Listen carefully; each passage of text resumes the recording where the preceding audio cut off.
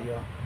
Bali, gagawin na po natin uli yung trusses dahil ngayon lang tayo gagawa dahil umulan po. Kailangan papatayuin pa muna natin yung ating bakal, ano. Tara po, umpisa na natin yung ating trusses para matapos tayo. Let's go! Nandito tayo sa taas, ano. Tutuloy na po natin yung ginagawa natin.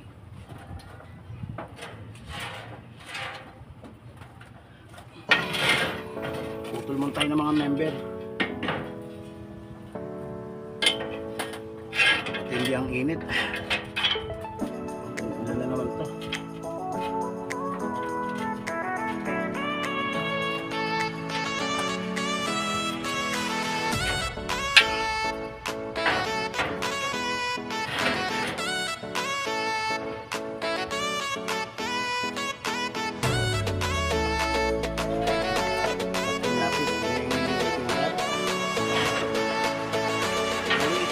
Double na, no? Kaya pag pinalas po natin ito, magiging dalawa na. Apat lang kailangan natin buuin, pero dalawa lang ang bubuin natin. Na lang dalawa. Doon ang mga gilid ang gula-gula po para makaminos tayo sa trabaho at sa bakal.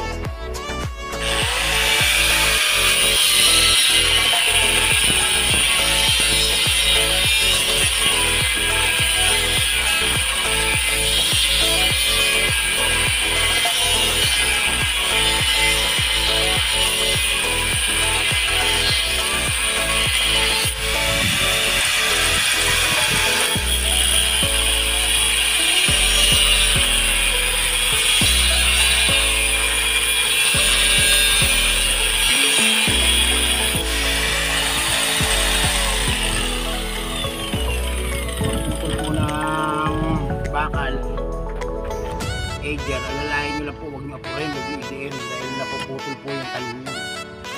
Tulad dito, hindi masyado sinagat.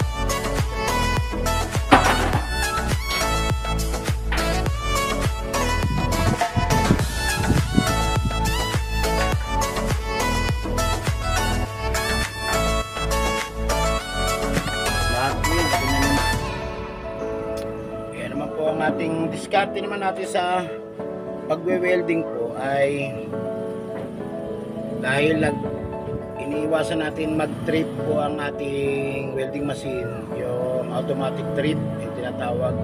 Kaya ang ginagawa ko pong diskarte para hindi po tayo maano ng pagtitrip, para tuloy-tuloy po ang pagwe-welding natin, ay kada putol po ng member welding, tapos puputol uli welding, para nakapagpapahinga po yung welding machine natin, no? Para dahil pag ito po ay pinutol mo ng sagad lahat pinutol mo na po, at pagkatapos naman ay tsaka magwe-welding, sunod-sunod ang pagwe-welding, magtitrip po yung inyong welding machine, ano? Katulad nitong ginagamit ko, portable welding machine lang po yan, ito po yan, no?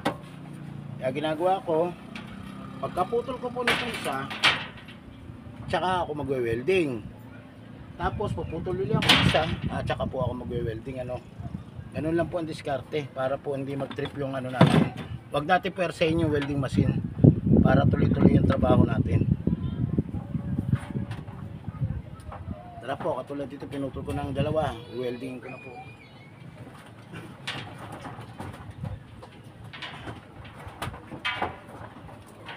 Pag ganito portable naman ang gamit natin, ay huwag natin masyadong persayin, dot-dot ng dot-dot. Ispat lang po, tapos ispatan ulit. Ganun lang po yan, patong-patong lang yung pag-ispat. Hindi naman ito malalaking machine.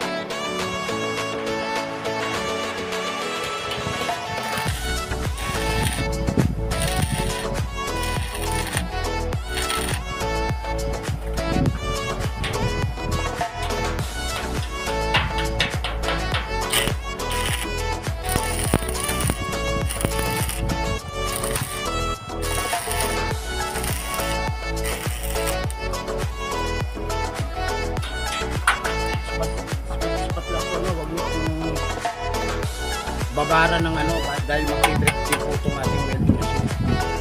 Portable lang po yung gamit natin, malalaki.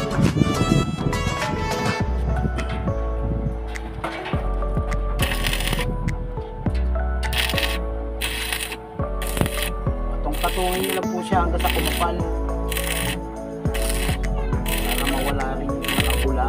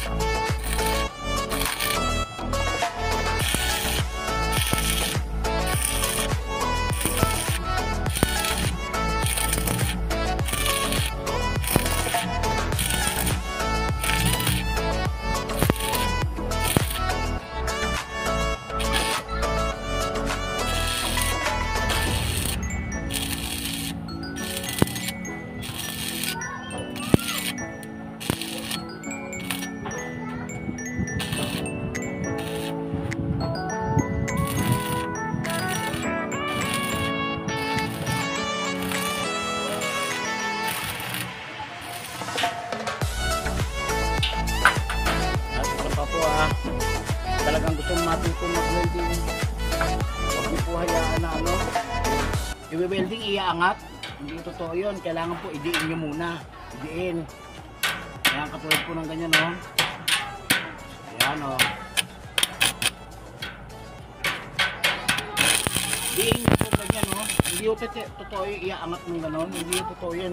Hindi, pagka inaangat nyo po, hindi nyo po makukontrol yun. Kailangan po idiin nyo. Tapos kapag mahina pirare, dikit ng dikit, lakasan nyo po yung pirahin nyo.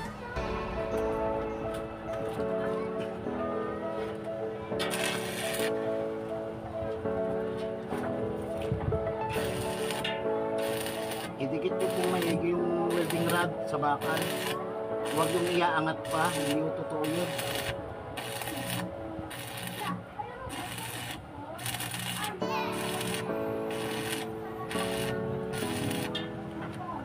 Kapag naman dikit siya ng dikit, lagi yung tandaan, taasan nyo po yung pirahe.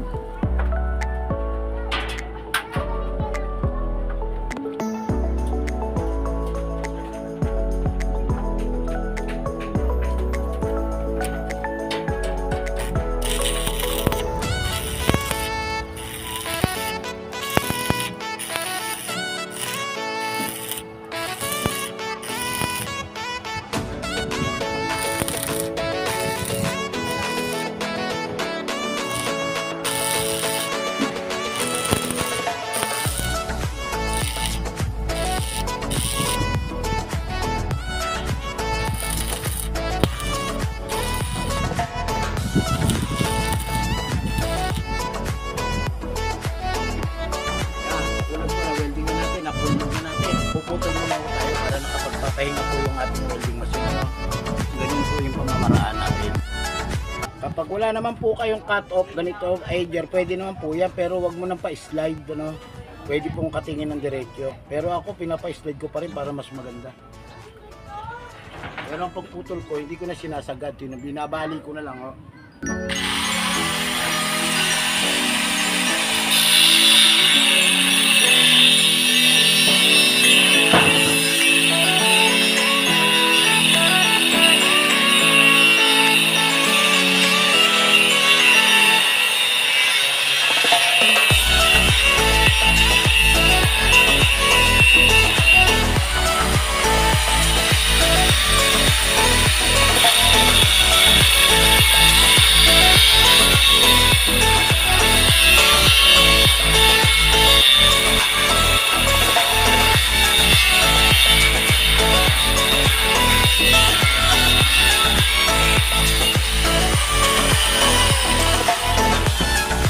Cut off po kasi medyo maganda.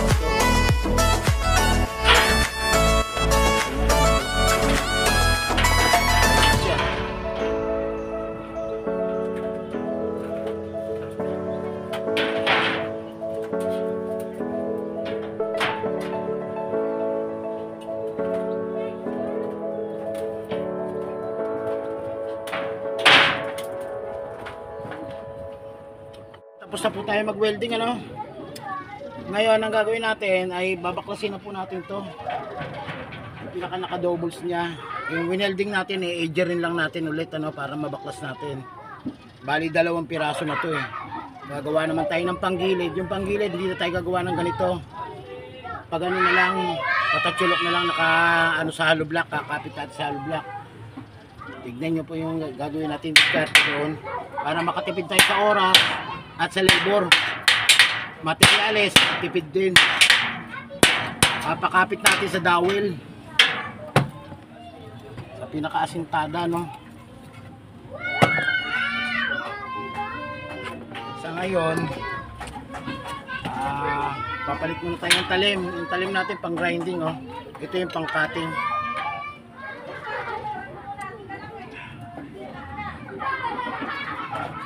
Makulimlim na, baka abutan tayo ng ulan. Huwag naman sana umulan.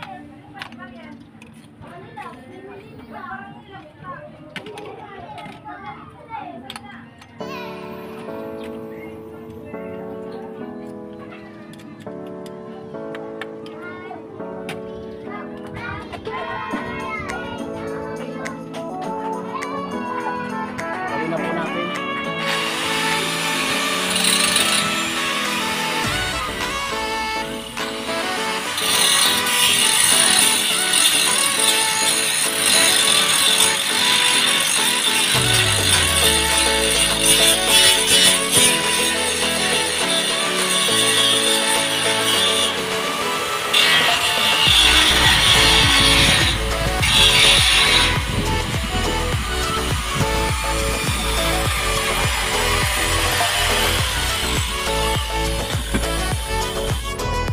Diyan nyo na po, napudpud nyo na, papalitan natin.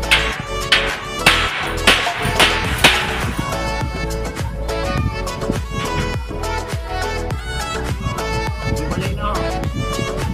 Yung iba lahat, gagawin natin.